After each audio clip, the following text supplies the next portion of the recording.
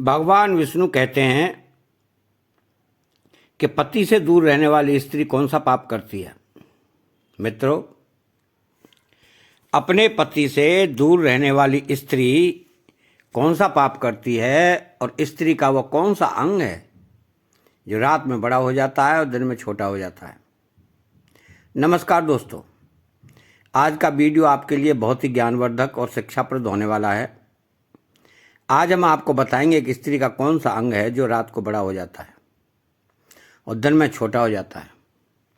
यह कहानी बहुत ही ज्ञानवर्धक है, इसलिए आपसे निवेदन है कि इस वीडियो को अंत तक बने रहें। यह कहानी ध्यानपूर्वक सुनें, आपके जीवन में बहुत काम आएगी। तो चलिए मित्रों, शुरू करते हैं कहानी को। और इस कहानी के माध्यम से आपको स्त्री के उस अंग के बारे में बताते हैं जो रात को बड़ा हो जाता है और दिन में छोटा हो जाता है। मित्रों, एक समय की बात है, माता लक्ष्मी धरती लोक पर भ्रमण कर रही थी। तभी उन्होंने एक स्त्री को जंगल में देखा जो विवाहित स्त्री थी। वह स्त्री पराये पुरुष से संबंध बना रही थी। उस स्त्री को ऐसा करता देखकर माता लक्ष्मी आश्चर्य में पड़ गई। तब माता लक्ष्मी विचार करने लगी कि यह एक विवाहित स्त्री है, शादीशुदा स्त्री है, फिर भी पराये पुरुष के साथ संबंध स्थापित कर रही है।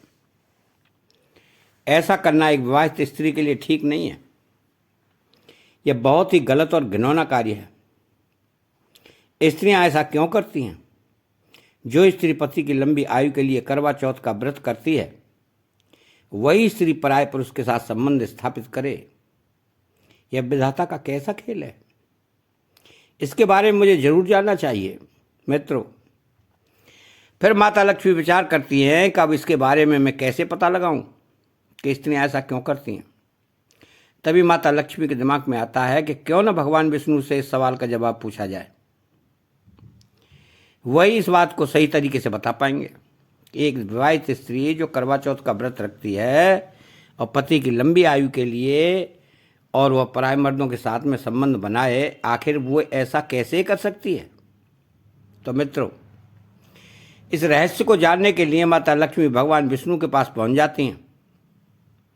माता लक्ष्मी को चिंतित देखकर भगवान विष्णु ने कहा कि हे देवी, आज तुम्हारा चेहरा देखकर मुझे ऐसा लगता है कि तुम कोई आश्चर्यजनक बात हमसे पूछने के लिए आई हो। अब तुम बताओ, क्या पूछना चाहती हो? तुम निसंकोच होकर पूछो। तब माता लक्ष्मी ने भगवान विष्णु से कहा कि हे प्रभु, मैं आज जब धरती लोक पर भ्रमण कर रही थी तो मैंने एक विवाहित स्त्री को पराये पुरुष से संबंध बनाते हुए देखा। मैंने देखा है कि स्त्रियां जो होती हैं वह करवा चौथ का व्रत धारण करती हैं ताकि पति की आयु लंबी हो जाए, लेकिन फिर वही स्त्री पराये पुरुष के संबंध बनाए तो यह कैसे हो सकता है? स्त्री का ऐसे काम करना बहुत गलत है। ऐसी स्त्री क्यों करती है? और साथ ही प्रभु, इसके साथ ही मेरा आपसे एक सवाल यह भी है कि स्त्रियों का वो कौन सा अंग होता है जो रात को बड़ा हो जाता है और दिन में छोटा हो जाता है?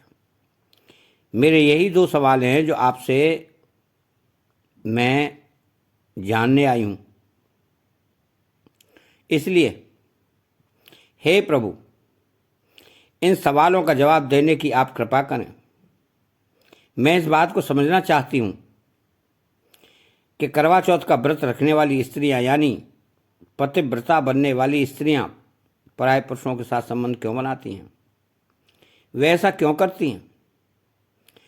और वह अंग कौन सा होता है जो रात को बड़ा और दिन में छोटा हो जाता है? इनका अर्थ क्या है? और स्त्रियां अपने पति के साथ धोखा क्यों करती हैं?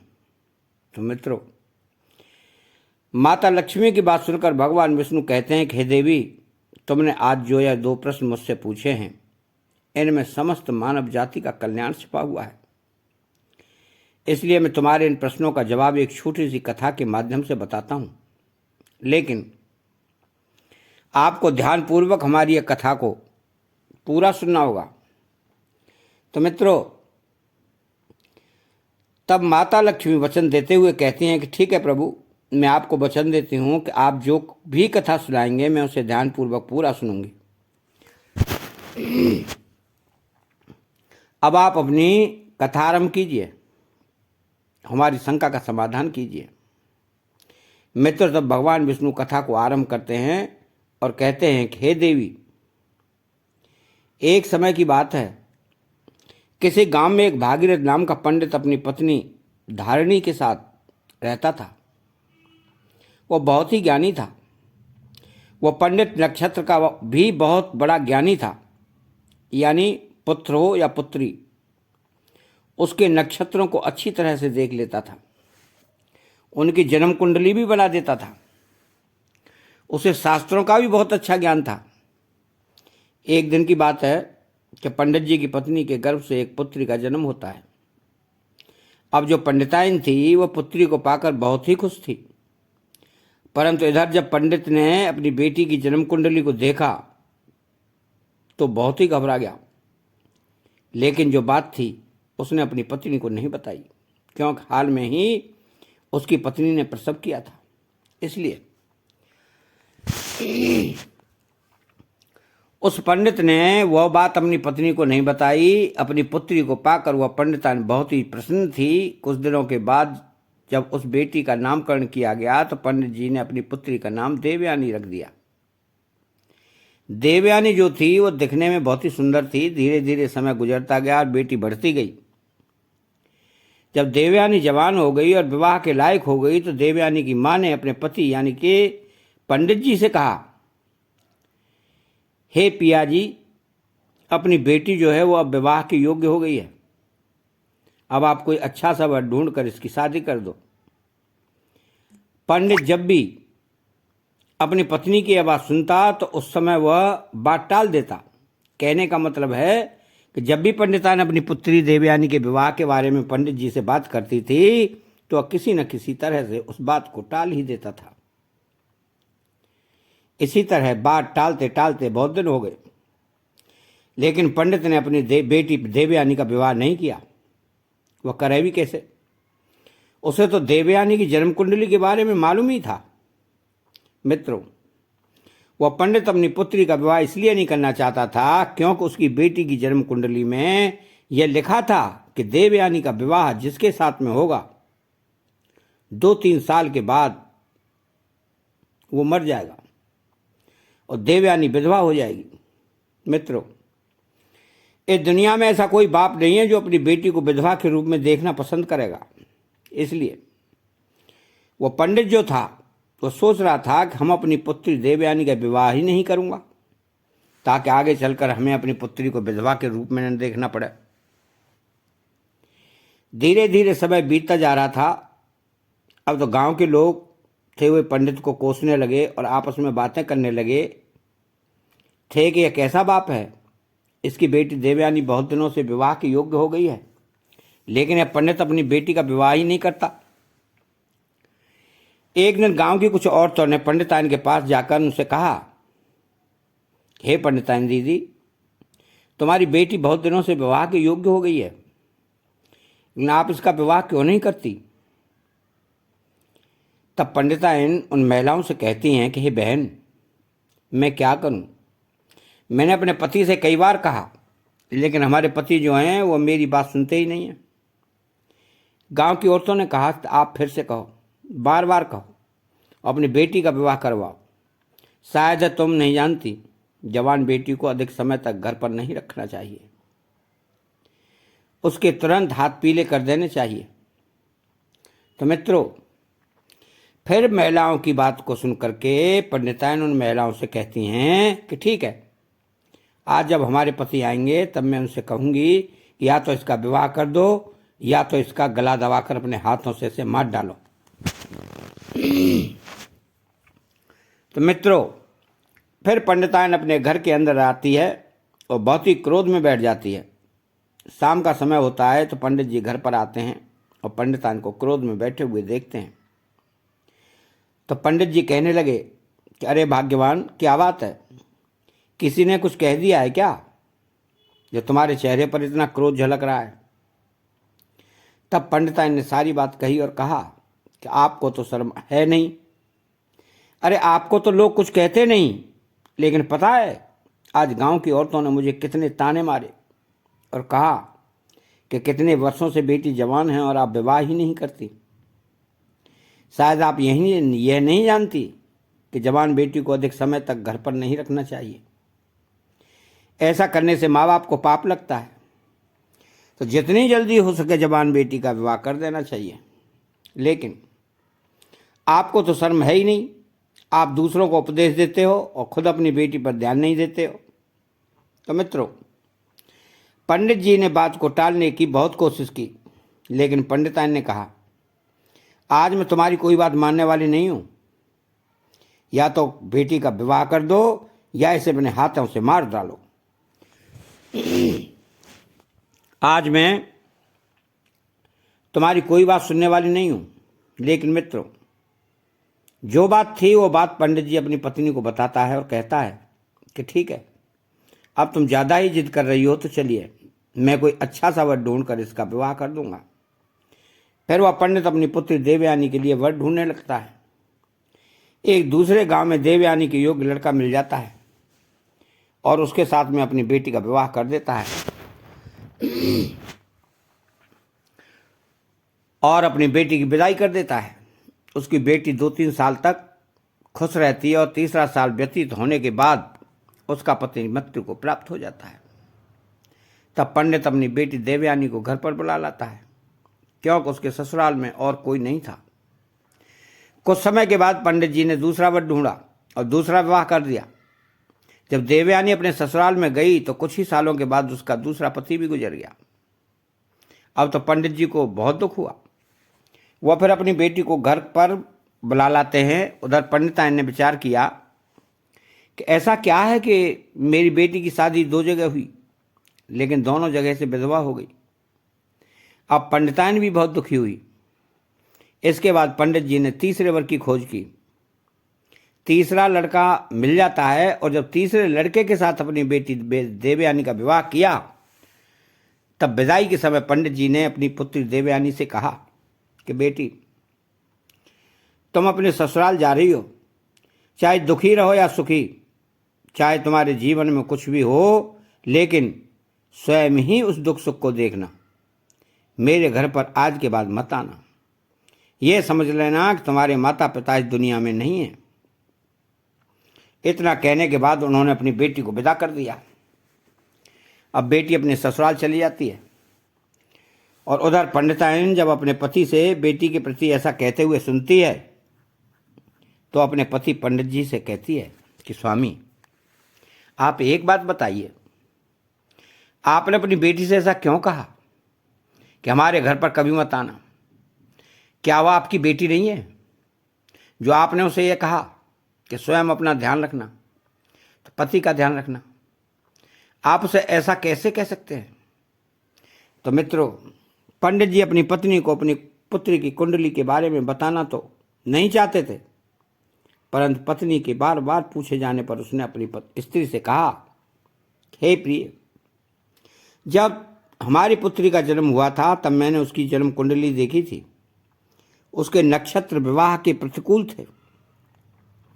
उसकी जन्म कुंडली में दोष था कि हमारी पुत्री का विवाह जिससे भी होगा वो 2-3 साल के बाद मर जाएगा या उससे पहले भी उसकी मृत्यु हो सकती है। हे प्रिय, अब हमारी उम्र भी हो चुकी है, हम अपनी पुत्री को कब तक बैठा कर खिलाते रहेंगे? कल को यदि हम ना रहे तो हमारी पुत्री यहाँ क्या करेगी? अगर वो अपने घर पर रहेगी तो क्या पता भगवान की कृपा होगी और उसके पास बाल बच्चे हो जाएंगे तो बड़े आराम से अपना जीवन गुजार लेगी, ससुराल में व्यतीत कर लेगी। मित्रों, अपने पति की बात सुनने के बाद उस पंडित की पत्नी को अपने ऊपर बहुत शर्म आने लगी कि मैंने अपने पति को कितना भला बुरा कहा, परंतु उन्होंने हमारी पुत्री का भला ही चाहा था, इसलिए उसका विवाह किसी से नहीं करना चाहते थे। मेरी ही गलती के कारण 2 लोगों की जानें चली गई। मित्रों, अब उधर कुछ समय बीतने के बाद उस पंडित की पुत्री के विवाह को 3 साल हो चुके थे। उन 3 सालों में उस पंडित की पुत्री के 2 पुत्र हुए। बड़े पुत्र का नाम वेद और छोटे पुत्र का नाम यश था। अब ऐसे ही समय व्यतीत हो रहा था, तो मित्रों फिर एक दिन अचानक ही उनके पिता की मृत्यु हो गई और अब उसके तीसरे पति की भी मृत्यु हो गई, जिस वजह से पंडित की पुत्री बहुत परेशान हुई और विधवा हो गई। अब वह अपनी दोनों संतानों के साथ ही अपने घर पर अपने बच्चों का पेट पालने लगी, क्योंकि उसके पिता ने भी उसे मायके आने से मना कर दिया था। इस वजह से वो अपने पिता के घर भी नहीं जा सकती थी। कुछ समय बाद अब पंडित की पुत्री के जो 2 पुत्र थे वे बड़े हो चुके थे और अपने कार्य को स्वयं करने लगे थे। बड़ा बेटा जो वेद था वह एक व्यापारी बन चुका था और शहर में उसका खुद का व्यापार था। वो अनाज की खरीदारी करता था और उसे शहर में ले जाकर बेचता था। उसकी राशन की एक बहुत बड़ी दुकान भी थी। वेद का एक बहुत ही अच्छा मित्र था जिसका नाम था श्याम। वह उसके गांव के बगल वाले गांव में रहता था। तो वेद का जो छोटा भाई था यश, अभी वो पढ़ाई कर रहा था। जब वेद बड़ा हो गया और अपने पैरों पर खड़ा हो गया तो उसकी माँ ने उसका विवाह गांव के पास की एक लड़की जिसका नाम माया था उससे कर दिया। माया बहुत ही शर्मीली लड़की थी। वह जितनी शर्मीली थी उतनी ही रूपवती भी थी। वेद की पत्नी बनने के सारे गुण माया के अंदर विद्यमान थे। माया जिस गांव में रहती थी उसी गांव में श्याम रहता था। जब वेद की शादी हो गई तो कुछ दिनों के बाद वेद फिर से व्यापार के सिलसिले में अपनी पत्नी माया को गांव में ही मां की सेवा के लिए छोड़ गया। अपने व्यापार को संभालने के लिए वह शहर चला गया। वेद ये समझ गया था कि उसका छोटा भाई पढ़ रहा है और उसकी पढ़ाई में कोई बाधा ना हो और उसे खाना पानी मिलता रहे, जिससे वह समय पर सारे कार्य कर पाए। उसकी माँ की उम्र भी हो चुकी थी, जिससे उन्हें भी कार्य करने में तकलीफ होती थी। इसलिए ही वेद ने अपनी पत्नी माया को गांव में ही छोड़ने का फैसला लिया था। तो जब भी माया को कुछ चाहिए होता था तो वेद श्याम से कहकर माया को सामान दिलवा दिया करता था। यदि माया को कहीं आना जाना भी होता था तो वेद श्याम से कहकर माया को उस जगह पर पहुंचा दिया करता था। माया भी शुरुआत में अपनी सासू माँ की बहुत सेवा करती थी और अपने पति वेद से प्रेम करती थी। अब समय ऐसे ही बीत रहा था मित्रों। फिर इधर माता लक्ष्मी को कथा सुनाते हुए भगवान विष्णु कहते हैं कि हे देवी, अचानक से एक दिन श्याम वेद के घर आया। उस दिन वेद की पत्नी माया घर पर कोई कार्य कर रही थी। तब उसने बाहर से आवाज़ लगाई, अरे भाभी कहाँ हो, बाहर निकल कर आओ।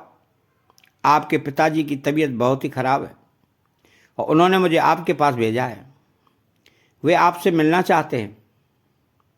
जब माया ने श्याम की इतनी बात सुनी तो भागती हुई श्याम के पास पहुंची। इतने में माया की सास भी आ जाती है। जब श्याम को बाहर देखती है तो वह श्याम के घर आने का कारण पूछती है। तब श्याम कहता है कि माया भाभी के पिता की तबीयत बहुत खराब है, उन्होंने शीघ्र उन्हें लाने के लिए भेजा है, इसलिए मैं यहाँ आया हूँ। जब माया की सास ने श्याम की बात सुनी तब वे माया से कहने लगी, तुम जल्दी जाओ, अपने पिता की देखरेख करो। मित्रों, फिर आगे भगवान विष्णु कहते हैं कि हे देवी, तभी माया श्याम के साथ उसकी घोड़ा गाड़ी पर बैठकर अपने गांव की ओर चल देती है। जब घर जाकर उसने अपने पिता को अच्छे से देखा और उनकी देखभाल की तो धीरे धीरे उसके पिता के स्वास्थ्य में सुधार आने लगा। उधर माया का पति तो बाहर रहता था। माया अपने मायके आ चुकी थी, इसलिए वो अपने पिता की देखरेख में लगी रहती थी। उधर श्याम भी रोजाना माया के पिता का हाल लेने के लिए माया के घर पर आ जाया करता था। माया को श्याम के अंदर अब अच्छाई दिखने लगी थी। अब उसे श्याम के प्रति लगाव होने लगा था। वो मन ही मन श्याम से प्रेम कर बैठी थी, पर श्याम के मन की खोट को न जान सकी। क्यों कि श्याम एक अय्यास लड़का था।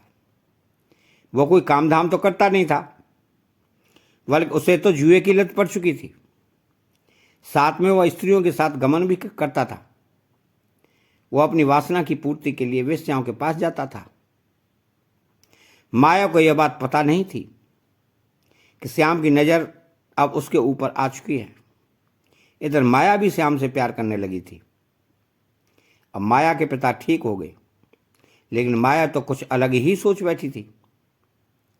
श्याम रोज माया के घर पर आया करता था, इसलिए माया और श्याम रोज ही घूमने के लिए जाया करते थे। एक दिन जब वे दोनों घूमने गए हुए थे, तब माया ने श्याम से कहा कि श्याम, अगर तुम मेरी बात का बुरा न मानो तो मैं तुमसे एक बात कहना चाहती हूँ। तब श्यामा ने माया से कहा कि कहो भाभी जी, मैं आपकी बात का कभी बुरा नहीं मानूंगा। आज तक बुरा नहीं माना तो फिर अब क्यों मानूंगा। श्याम ने ऐसा जताते हुए बोला कि जैसे मैं दूध का धुला हुआ हूँ। फिर भगवान विष्णु कहते हैं कि हे देवी, जब श्याम के मुंह से माया ने भाभी शब्द सुना तो वह गुस्से से बोली, श्याम, आज के बाद कभी भी तुम मुझे भाभी कहकर नहीं बुलाओगे, अन्यथा तुम्हारे लिए अच्छा नहीं होगा। फिर श्याम ने कहा ठीक है, लेकिन फिर मैं आपको क्या कहकर बुलाऊंगा। अब श्याम की बात टालते हुए माया ने कहा, श्याम, सच बात तो यह है कि मैं तुमसे बहुत प्रेम करती हूँ। इतना प्रेम करती हूँ जितना किसी से नहीं करती। जैसे ही श्याम ने माया के मुंह से प्रेम शब्द सुना तो उसके मन में खुशी के लड्डू फूटने लगे। उसका मन खुशी से प्रफुल्लित हो गया, गदगद हो गया कि चलो अब तो मेरा काम हो गया, अब वेश्या के पास जाने की जरूरत नहीं पड़ेगी और मेरे पैसे जो खर्च होते थे वो भी बच जाएंगे। घर बैठे मैं भोग विलास कर पाऊंगा। मित्रों, श्याम तो माया को पहले से ही चाहता था कि मैं उससे प्रेम कर लूं, और अब तो वैसा ही हुआ। अब धीरे धीरे बात बढ़ती गई और माया श्याम के प्यार के जाल में फंसती गई। अब धीरे धीरे बात इतनी बढ़ गई, सच में उन दोनों के बीच भोग विलास होना शुरू हो गया। कुछ दिन बाद जब माया के ससुराल से बुलावा आया तो श्याम से मिलने के लिए माया ने उसे फिर से एक दिन झोपड़ी पर बुलाया। तब माया ने श्याम से कहा कि मेरे प्यारे श्याम, मेरे ससुराल से बुलावा आया है, अब शायद मैं तुमसे ना मिल सकूं, इसलिए जब भी मुझे तुम्हारी याद आएगी मैं तुमको एक पत्र लिखूंगी और तुम मुझसे मिलने के लिए मेरे ससुराल आ जाना। मित्रों, अब श्याम वासना का आदि तो था ही, इसलिए माया की बात को मान लेता है और माया श्याम से इतना कहकर घर आ जाती है। अब माया के पिता उसको उसके ससुराल छोड़ने के लिए फिर से श्याम के घर जाते हैं, क्योंकि माया का कोई भाई नहीं था, ना कोई बहन थी। इसलिए माया को ससुराल ले जाने के लिए उसके पिता को कोई उचित व्यक्ति नहीं दिखा। इसलिए वह श्याम को घर बुलाने के लिए श्याम के पास गए। जब उसके पिता श्याम के घर पहुंचे तब उन्होंने श्याम से कहा, बेटा श्याम, तो मेरी पुत्री माया को उसके ससुराल छोड़ाओ, उसके घर से बुलावा आया है। जब श्याम ने माया के पिता के मुंह से यह बात सुनी तब उसने कहा कि ठीक है पिताजी, मैं माया को उसके ससुराल छोड़ दूंगा। मित्रों, फिर आगे भगवान विष्णु कहते हैं कि हे देवी, अब क्या था। श्याम माया को उसके ससुराल छोड़ने के लिए अपनी घोड़ा गाड़ी पर बैठा कर ले जाता है। अब दोनों घोड़ा गाड़ी पर बैठकर जंगल के कच्चे रास्ते से होते हुए माया के ससुराल पहुंच जाते हैं। फिर उधर श्याम माया को उसके ससुराल में छोड़कर अपने घर को लौट जाता है।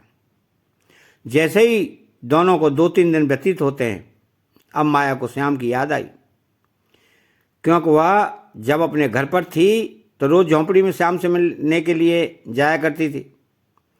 इसलिए अब वह वासना की पूर्ति के लिए श्याम को पाना चाहती थी।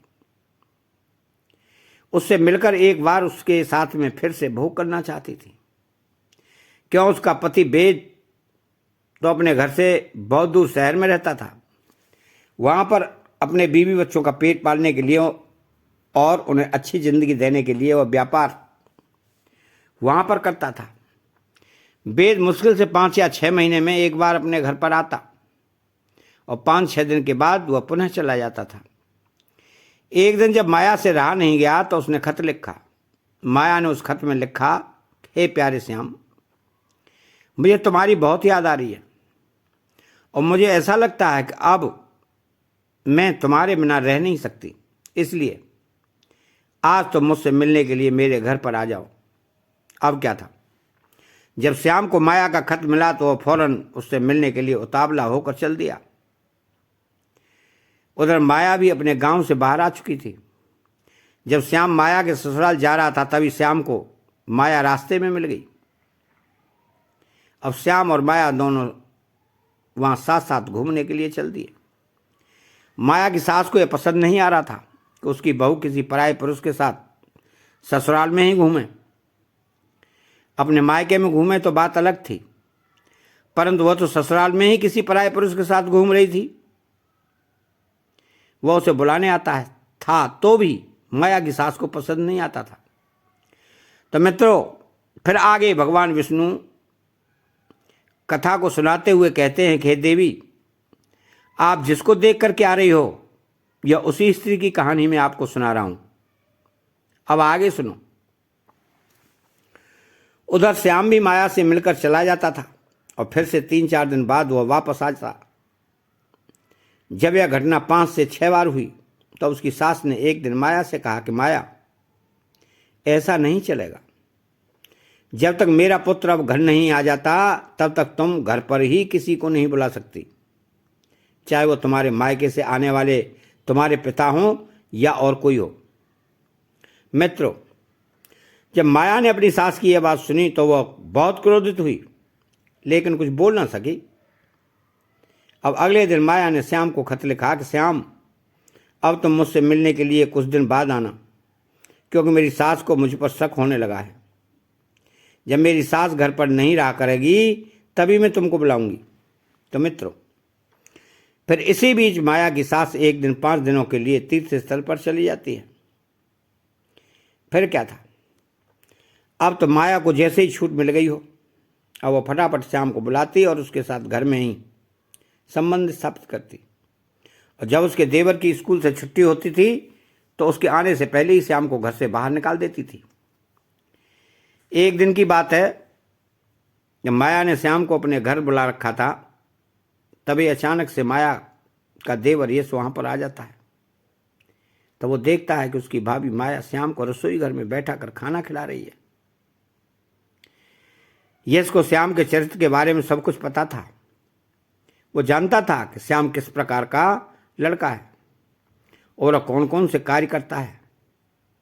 इसलिए यश ने अपनी भाभी से कहा कि भाभी, आप किसी ऐरे गैरे को इस प्रकार घर पर नहीं बुला सकते और शायद आप इसके चरित्र के बारे में भी नहीं जानती हैं, तभी तो आप इससे बड़े प्रेम से बातें करती हो और इसके साथ घूमती हो। यह आप बहुत गलत कर रही हो, आप इसका साथ छोड़ दो, नहीं तो मैं आपकी शिकायत भैया जी से कर दूंगा। मित्रों, फिर भगवान विष्णु कहते हैं कि हे देवी, जब श्याम ने यश की ऐसी बात सुनी तो गुस्से में वहां से चला गया। माया को अपने देवर यश की बात पसंद नहीं आई। माया तुरंत भागकर बाहर गई और श्याम से बोली, श्याम, तुम गुस्सा मत होना, मैं यश को सबक अवश्य सिखाऊंगी। श्याम ने कहा, ठीक है माया, अगर तुम ऐसा कहती हो तो ठीक है, अन्यथा मैं अब यहां पर कभी नहीं आऊंगा। इतना कहकर श्याम वहां से चला जाता है और इधर माया भी अंदर घर में पहुंच गई। वो सोचने लगी कि अगर यश घर पर रहेगा तो जरूर ही मेरे और श्याम के बीच रुकावट बनेगा। मैं एक काम करती हूं, इस बोलू को जहर देकर मार देती हूं, तब हमारे बीच की रुकावट और कांटा हमेशा के लिए निकल जाएगा। मित्रों, फिर भगवान विष्णु कहते हैं कि देवी, माया अपने मन में यही सोच करके अगले दिन जब वह खाना बना रही थी तो उसने खाना बाहर निकाल लिया और उसने अपने देवर के खाने में जहर मिला दिया। जब यश ने खाना खाया तो उसकी मृत्यु हो गई। अब कोई यह जान भी नहीं पाया कि यश की मृत्यु कैसे हुई। यश की माँ बहुत दुखी होती है। उधर माया मन ही मन बहुत प्रसन्न हो रही थी कि चलो, अब मेरे और श्याम के बीच का कांटा हमेशा के लिए मिट गया। अब हमारे प्यार के बीच में और कोई नहीं आएगा। जब यह बात शहर में वेद को पता चली तो वह कामकाज छोड़ करके तुरंत अपने गांव लौट आता है। और गांव पहुंचकर जब उसने अपने भाई यश को मृत अवस्था में देखा तो उसके प्राण पसीज गए। क्यों?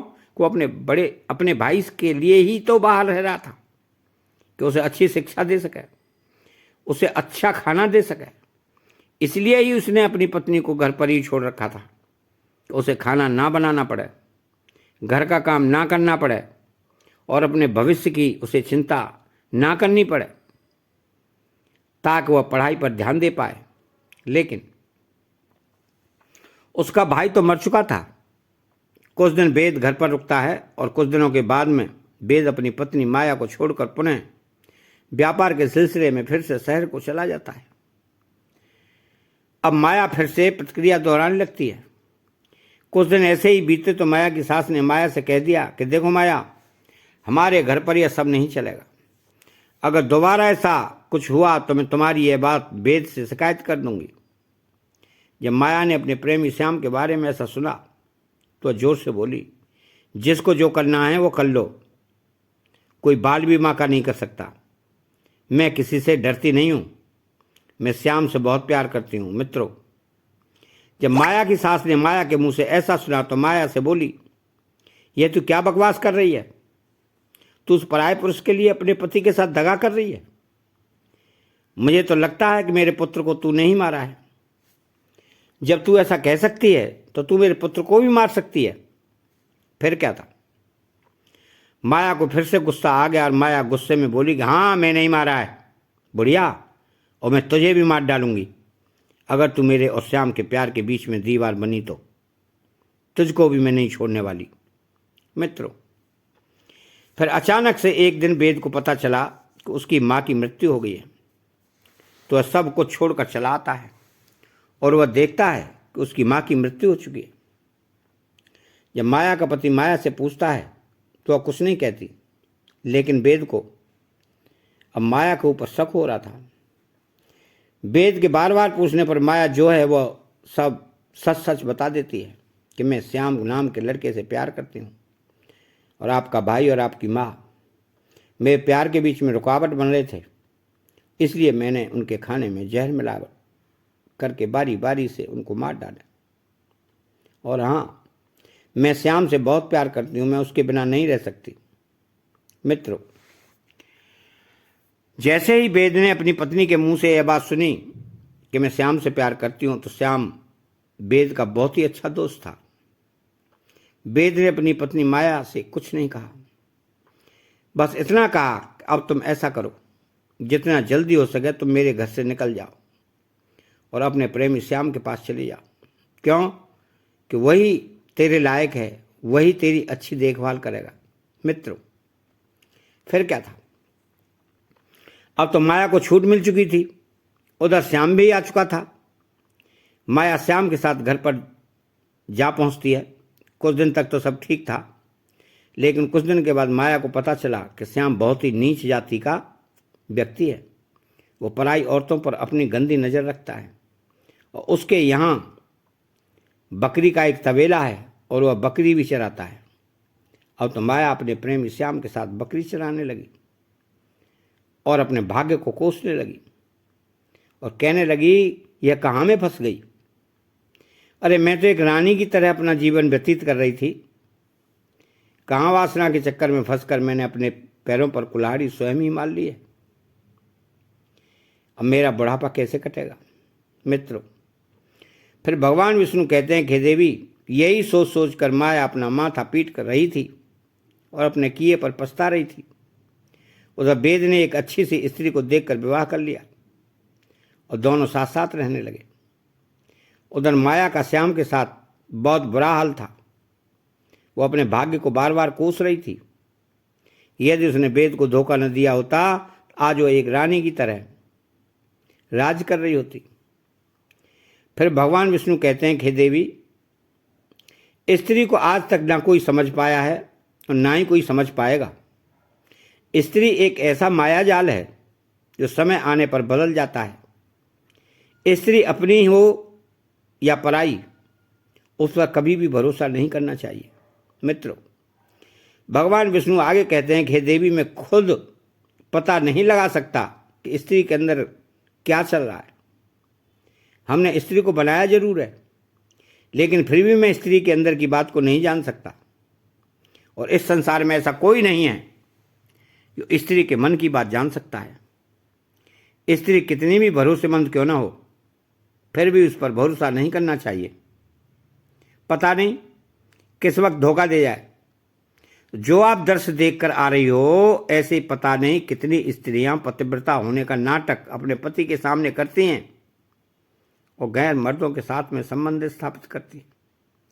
मित्रों, पहले सवाल का जवाब जो था वह माता लक्ष्मी को मिल चुका था।